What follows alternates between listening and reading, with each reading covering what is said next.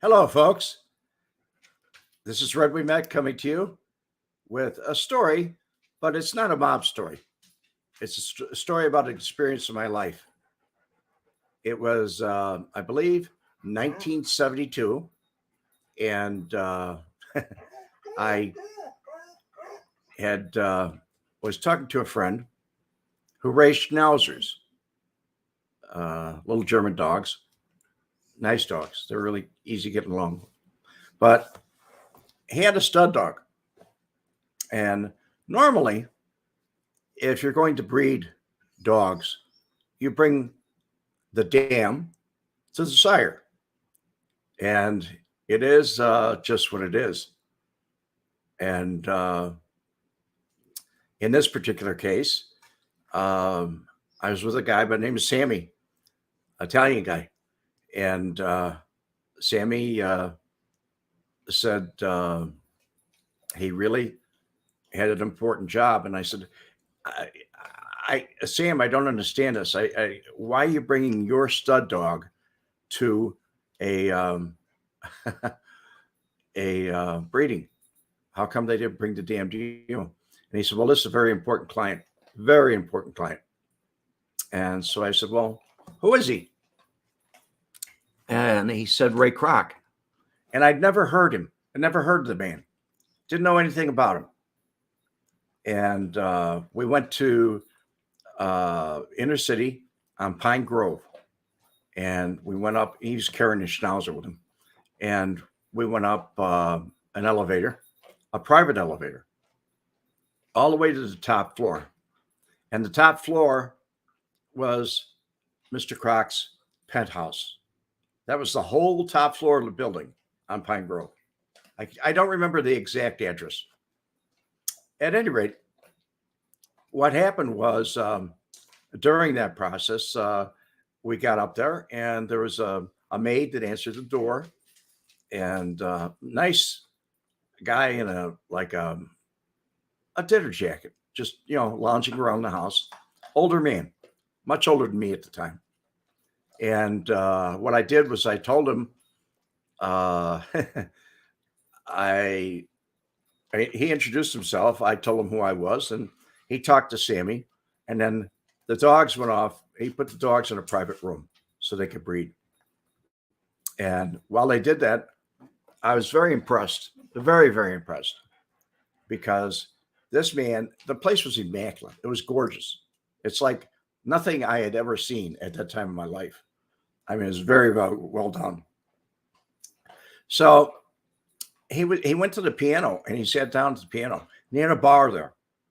And the maid, he asked me if I wanted to drink. And I took a scotch and water. And he was drinking scotch himself on the rocks and playing the piano. And Sammy came back in and we sat there and we were waiting for the dogs to finish up. But what happened was I made a very big mistake. Everything was really posh, very posh. And what happened was Sammy, I think he had a Pepsi or something like that. He had Coca-Cola or something like that, soft drink. But I was sitting by the piano and I put my drink on his baby grand piano. He stopped playing and he just looked at me.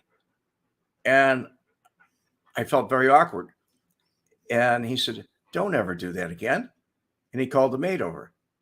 What I had done was put my drink on his nicely varnished piano. I didn't realize what I was doing. I wasn't used to being in that kind of place. So the maid came over and she buffed it out and everything. She put a drink holder over on the table next to me and brought a small table next to me. I felt very awkward. Still didn't know who this guy was. And then Sammy explained to me when we left. He explained who he was. And what I didn't realize was this is the man that I used to get 15-cent hamburgers from, actually not him, but his company, in Wheeling, Illinois, where I lived. The first one he built, I believe, in Chicagoland was in Des Plaines. The second one was in Wheeling. It was on Dundee Road in Wheeling, Illinois. And at that time, there was a Henry's hamburger, and they were like 12 cents, and he was 15 cents. Things were a lot cheaper back then. I think cigarettes were 25 cents a pack. So it was very, very different back then. And it was an experience of my life. And above that experience that I thought was unique was the fact that later on in my life, I didn't spend that much time with the guy. But later on in my life, I would find out that they owned McDonald's University or McDonald's U out in Oak Brook. And it was a very major corporation. And he was a multimillionaire. And I didn't even know it. But he lived like a multimillionaire. I just hadn't been around that many multimillionaires, so I didn't realize it. But my connection was later on in 1987, one of my good friends passed away. And his sister-in-law was her husband. This is through marriage. His sister-in-law had a husband that worked for McDonald's. He was the boss out in Oak Brook, and like the CEO. And I was getting ready to leave Florida or leave Chicago and go to Florida. And so I had a good chunk of change, and I decided I was going to buy a McDonald's franchise. At that time, they were going for about 500,000 down of my money, and I had enough cash to do it. And I told him I was going to Florida, and he said, "Well, I'll see what I can do for you." And the fickle hand of fate was that what happened is the guy in Florida who was buying up every franchise he could get. He was buying every McDonald's franchise he could get, major corporation.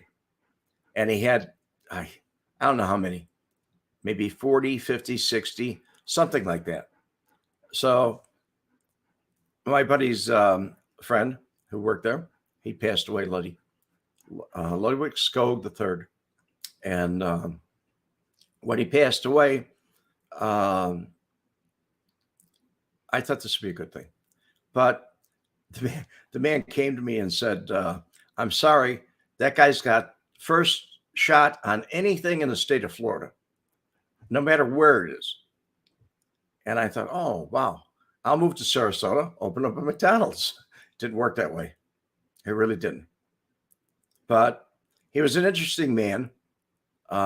Later on, when I was in Palm Beach, I went into West Palm Beach, and I saw his face in a bronze plaque in one of the McDonald's.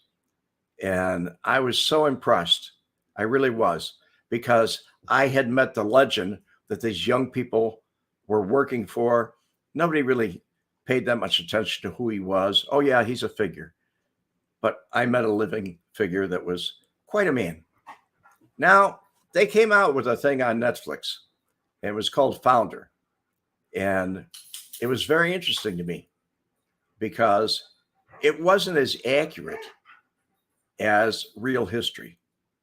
It's a TV show made for TV or made for movies, whatever. So it wasn't as accurate as I would like it to be. And it just happened. It just happened. So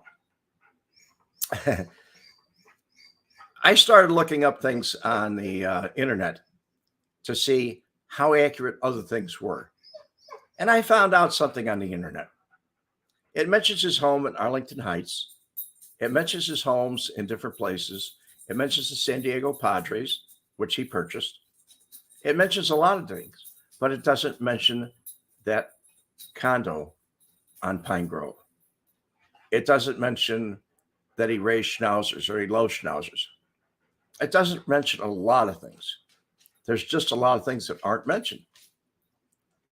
And it's like, did we lose everything on the internet? I mean, I was there. I saw it. I met the man. But they described him as a drunk.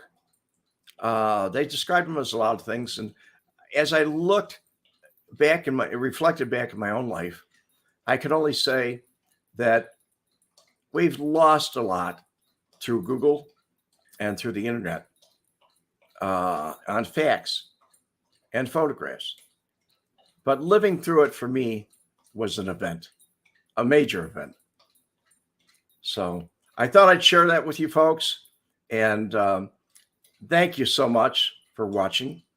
If you like it, you like the story, hit the like button. And we'll see you. We'll be around again. I'll make another story. Just one of my life, that's all. I thought you might want to hear it. Have a great Sunday, and God bless you.